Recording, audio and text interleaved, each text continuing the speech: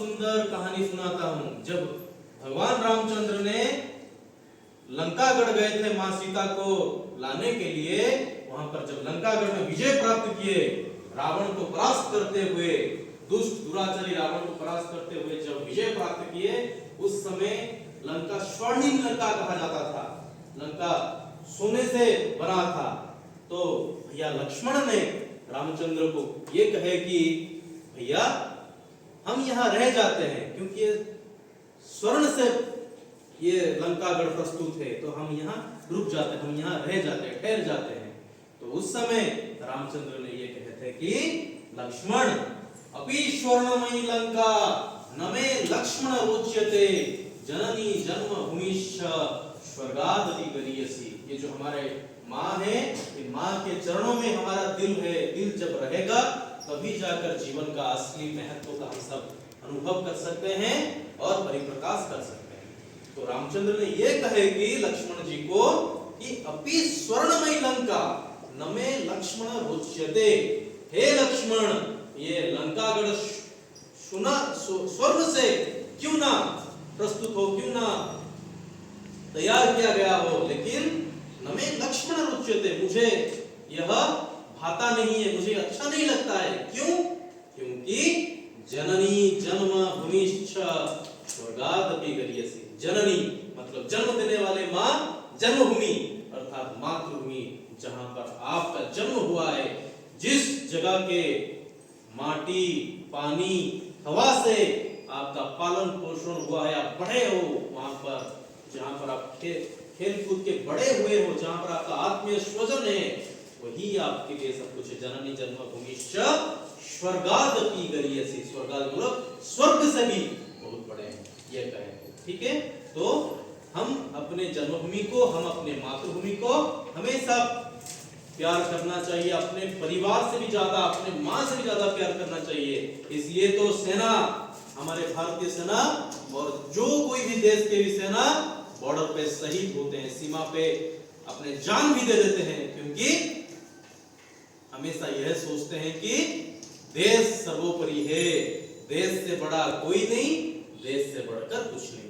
हमेशा हम सब के लिए देश से बड़ा कोई नहीं होना चाहिए, तभी जाकर हम जीवन में बहुत आगे बढ़ सकते। सरदार वल्लभ भाई पटेल जी ने ये हमेशा कहते थे कि देश से बड़ा कोई नहीं, देश से बढ़कर कुछ नहीं। जितने भी सारे भारत के जवानों ने, भारत के स्वाधीनता संग्रामियों ने, हमारे भारत के वीर जवानों ने, वीर सपूतों ने जान दिए हैं, जीवन दिए हैं, प्राणदान किए हैं, वीरगति प्राप्त किए हैं। किस लिए? अपने खुशी के लिए? उनके खुशी था, क्या खुशी था कि मातृभूमि के लिए अपना सिर काट के भी दे सकते हैं।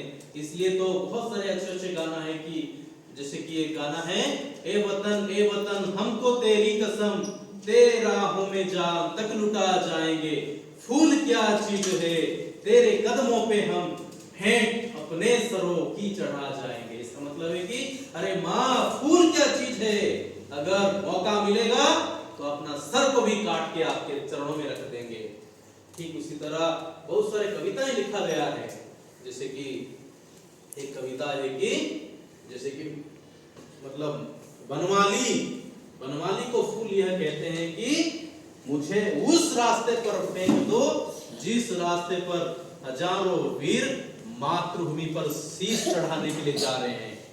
देखो बच्चों, हम लोग पढ़ते क्यों हैं?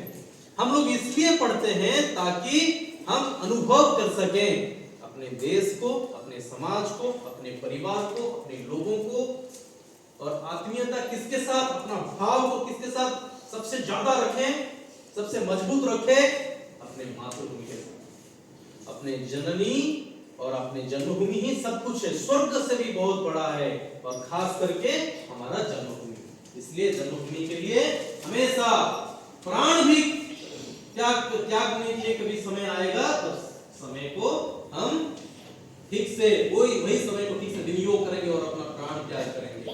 अभी ऐसा मौका है, अभी ऐसा समय है कि हमारे मातृभूमि, हमारे जन्मभूमि हमसे प्राण नहीं मांगते हैं, हमसे बलिदान मांगते हैं। कैसा बलिदान? अपने आलस्यों का बलिदान, अपने आलस्यों का मतलब, अपने दीर्घसूत्रीता, अपने आलस्यों का इसका मतलब क्या है कि हाँ ये काम मैं करूंगा, कल करूंगा, हाँ समय तो है कल करूंगा, ऐसे वाला आलस्य का बलिदान मांगता है माँ। आप अपना आलस्य को बलिदान करो, अपने समय को ठीक से विनियोग करो, पढ़ाई में लगाओ, अपने आप को बढ़ने में लगाओ, अपने व्यक्तित्व को गठन करने में लगाओ, तभी जाकर माँ के लिए, माँ भारती के लिए, अपनी मातृभूमि के लिए हम कुछ कर सकते हैं।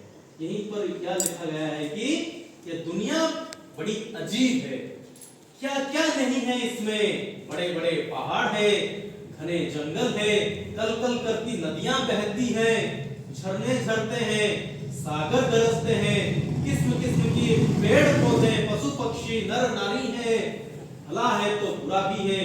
तुलसीदास इसलिए कहते हैं कि जड़ चेतन गुण दोषमय विश्व किन्ह करता। ये दुनिया बड़ा अजीब है कि नहीं बच्चों? यहाँ पर हम सब कुछ देखने के लिए, हमें सब कुछ देखने के लिए मिलता है, क्योंकि यहाँ प्रकृति बहुत सुंदर है, हम सब भी बहुत सुंदर है, सारे मनुष्य सुंदर है। क्यों? क्योंकि जीवन भी सुंदर है। जब जीवन सुंदर है, जीवन ही सत्य शिव और सुंदर है, तब हम सब सुंदर है, हमारे प्रकृति सुंदर है, हमारे चारों तरफ जो भी हैं सब सुंदर है। ठीक है, इसलिए यह कहते हैं कि ये दुनिया में क्या क्या नहीं है, हर जगह जहां भी देखो प्रकृति का सुंदर रूप को हमें देखने के लिए मिलता है।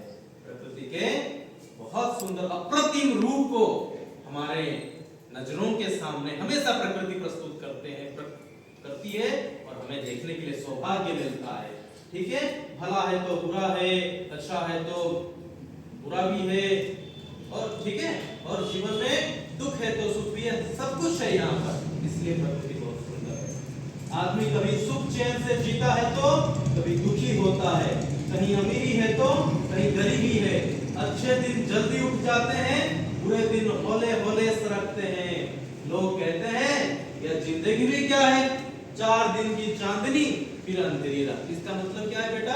इसका मतलब यह है कि हमारे जीवन में बहुत सारे असुविधाएं आती है। जब असुविधाएं आती है तो धीरे धीरे असुविधाएं जाती है, जाने के समय धीरे धीरे जाती है, लेकिन जब सुख आता है जल्दी आता है, जल्दी भाग जाता है, ऐसा हम सोचते हैं, लेकिन ऐसा नहीं।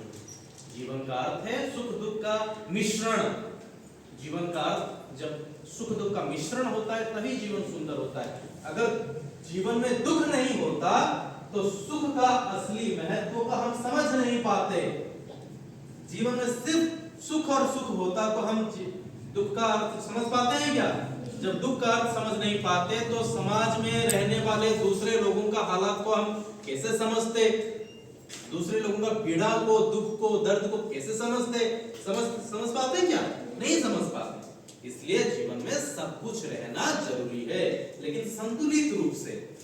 कभी कभी ऐसा परिस्थितियां आएगी, आप लोगों को बहुत बुरा लगेगा, क्यों ऐसा असुविधाएं मेरे ही जीवन में आ रहा है, मैं ही इतना असुविधाओं को सम्मुखीन क्यों कर रहा हूं। लेकिन उस समय आपको धीरज रखना चाहिए, धीरज बांध के रखना चाहिए और मुसीबत का सामना करना चाहिए।